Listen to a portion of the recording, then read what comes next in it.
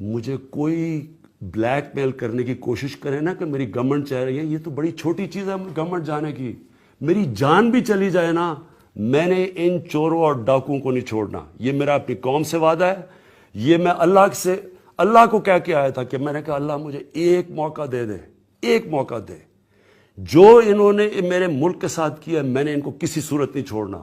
جتنا مرضی شور مچائے اسمبلیوں میں، یہ اسمبلیوں میں جو گالیاں برا بھلا کہہ رہے ہیں جس طرح کہ مجھے فرق پڑ جائے گا.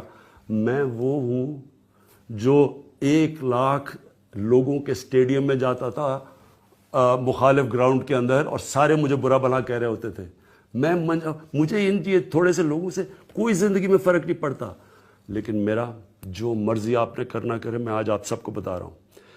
ایک ایک کو میں نے جس نے اس ملک کو نقصان پہنچایا، انشاءاللہ میں آپ کو نہیں چھوڑوں گا، کیونکہ مجھے پتہ ہے میرے لوگوں کے اوپر کیا گزر رہی ہے. مجھے کوئی بلیک میل کرنے کی کوشش کرے نا کہ میری گورنمنٹ چاہ رہی ہے، یہ تو بڑی چھوٹی چیز ہے گورنمنٹ جانے کی. میری جان بھی چلی جائے نا، میں نے ان چوروں اور ڈاکوؤں کو نہیں چھوڑنا. یہ میرا اپنی قوم سے وعدہ ہے. یہ میں اللہ کو کہہ کے آیا تھا کہ میں نے کہا اللہ مجھے ایک موقع دے دے، ایک موقع دے. جو انہوں نے میرے ملک کے ساتھ کیا میں نے ان کو کسی صورت نہیں چھوڑنا. جتنا مرضی شور مچائے اسمبلیوں میں، یہ اسمبلیوں میں جو گالیاں برا بھلا کہہ رہے ہیں جس طرح کہ مجھے فرق پڑ جائے گا. میں وہ ہوں جو 1,00,000 لوگوں کے اسٹیڈیم میں جاتا تھا مخالف گراؤنڈ کے اندر، اور سارے مجھے برا بھلا کہہ رہے ہوتے تھے. مجھے ان تھوڑے سے لوگوں سے کوئی زندگی میں فرق نہیں پڑتا. لیکن میرا جو مرضی آپ نے کرنا کرے، میں آج آپ سب کو بتا رہا ہوں. ایک ایک کو میں نے جس نے اس ملک کو نقصان پہنچایا، انشاءاللہ میں آپ کو نہیں چھوڑوں گا، کیونکہ مجھے پتہ ہے میرے لوگوں کے اوپر کیا گزر رہی ہے. ڈیفالٹ اگر ہو جاتا ہماری ساری اکانومی بیٹھ جانی تھی. تو پہلے تو وہ ذہنی دباؤ کہ کس طرح ہم اب ملک کو اور میں پھر سے شکریہ ادا کرتا ہوں ہمارے جو ہمارے دوست ملک تھے، یو اے ای کا، سعودی عربیہ کا، چائنا کا، جنہوں نے ہم نے اتنے مشکل وقت میں ہماری مدد کی، جس کی وجہ سے ہم تھوڑا سٹیبل ہوئے. لیکن انہوں نے کیا کیا؟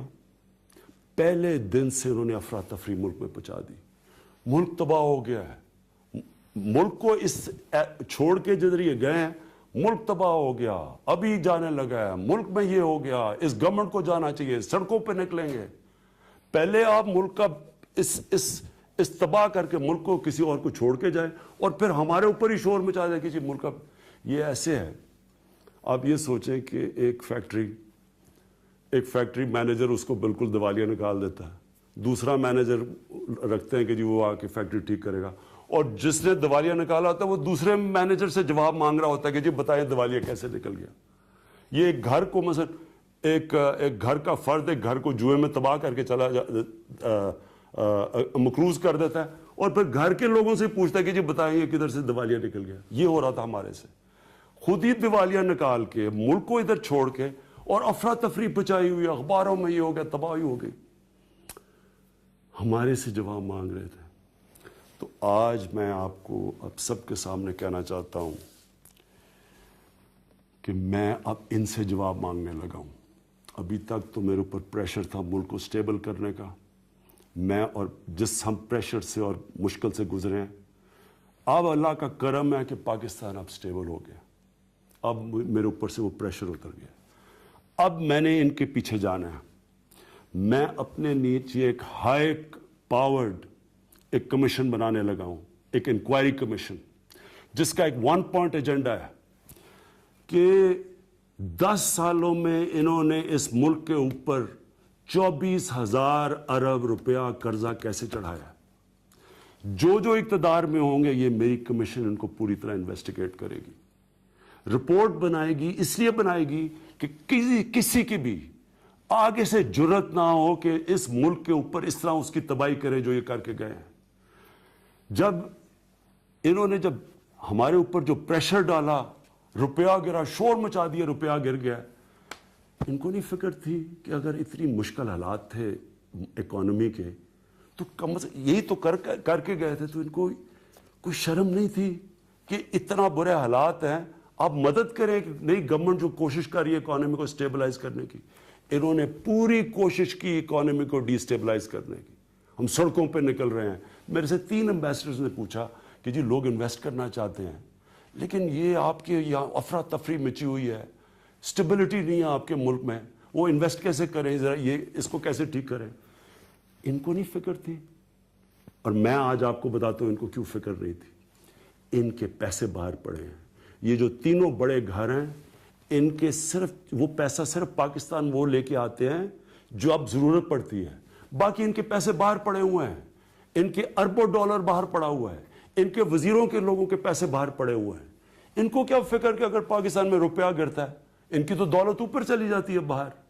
ان کو تو اثاثے بڑھ جاتے ہیں اگر یہاں روپیہ گرتا ہے. ان کا انٹرسٹ اور پاکستان انٹرسٹ ہے ہی نہیں ہے ایک. تو میں آج آپ اپنی قوم کے سامنے یہ کہتا ہوں کہ انشاءاللہ یہ میں ہائی پارٹ کمیشن بنا رہا ہوں.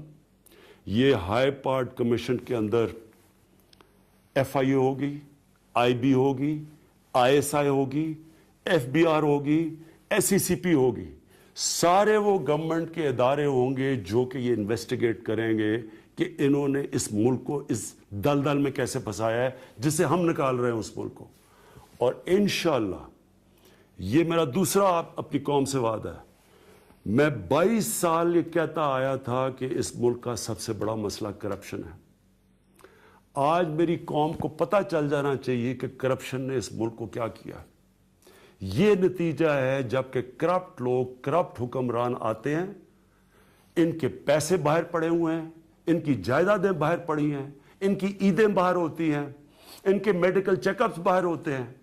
کبھی آپ نے کسی ملک میں سنا ہے ملک کا فائنانس منسٹر باہر بھاگا ہوا ہے, اس کے بچے باہر ہیں, ان کی اربوں روپے اثاثے باہر ہیں. 3 دفعہ ملک کا پرائم منسٹر, اس کے 2 بچے جو اربوں پتی ہیں وہ باہر بیٹھے ہوئے ہیں اور کہتے ہیں ہم پاکستان کے شہری نہیں ہیں اور ہم جواب دہ نہیں ہیں. وہ پرائم منسٹر باہر علاج کروانے جاتا ہے اور اس قرضے چڑھ رہے ہیں ملک کے اوپر. 28 کروڑ روپیہ ہمارا خرچ کرتا ہے اپنے علاج کے اوپر, جبکہ اس کا بیٹا 650 کروڑ روپے کے فلیٹ میں رہ رہا ہے. کوئی فکر نہیں تھی, کوئی شرم نہیں کہ یہاں لوگوں کے کیا حالات ہیں. ادھر دوسروں کو دیکھا, ان کے ہر دوسرے دن اٹھ کے باہر چلے جاتے ہیں. ان کا کیا انٹرسٹ ہے پاکستان کا؟ کبھی یہ سنا ہے کہ یہ شہباز شریف خادم اعلیٰ جی, خادم اعلیٰ کیا کرنے گیا باہر بھاگ کے؟ چیک اپ کیا ہے جی, چیک اپ کے لیے باہر گیا. ایک ہسپتال نہیں بنا سکے جدھر شریف خاندان کا چیک اپ ہو سکتا ہے پاکستان میں. سارے باہر. وہ اس کا وہ دماد ہے, وہ صاف پانی کے کیس میں اس کو پیسے مل رہے ہیں, ابھی وہ کرائے کے لیے جگہ ہی نہیں بنی اور کروڑوں روپیہ کما رہا ہے, وہ بھاگا ہوا ہے. اس کا جو دوسرا سلمان شہباز ہے وہ بھاگا ہوا ہے. اس کی 99% جو اس کی ساری یہاں پیسہ آیا ہے وہ سارا باہر سے آیا ہے. وہی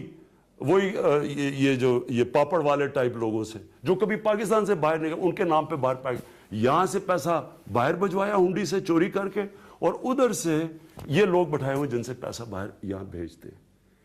ان کو کوئی فکر نہیں ہے کہ ملک اوپر جا رہا ہے نیچے جا رہا ہے. ان کا صرف مقصد یہ ہے اپنا باہر کا پیسہ کیسے بچانا ہے. اور انشاءاللہ یہ جو ہم نے کمیشن بنائی ہے, میں آپ کو آج کہہ رہا ہوں کہ یہ انشاءاللہ اب میں اس کو پورا سپروائز کروں گا. مجھے اب ٹائم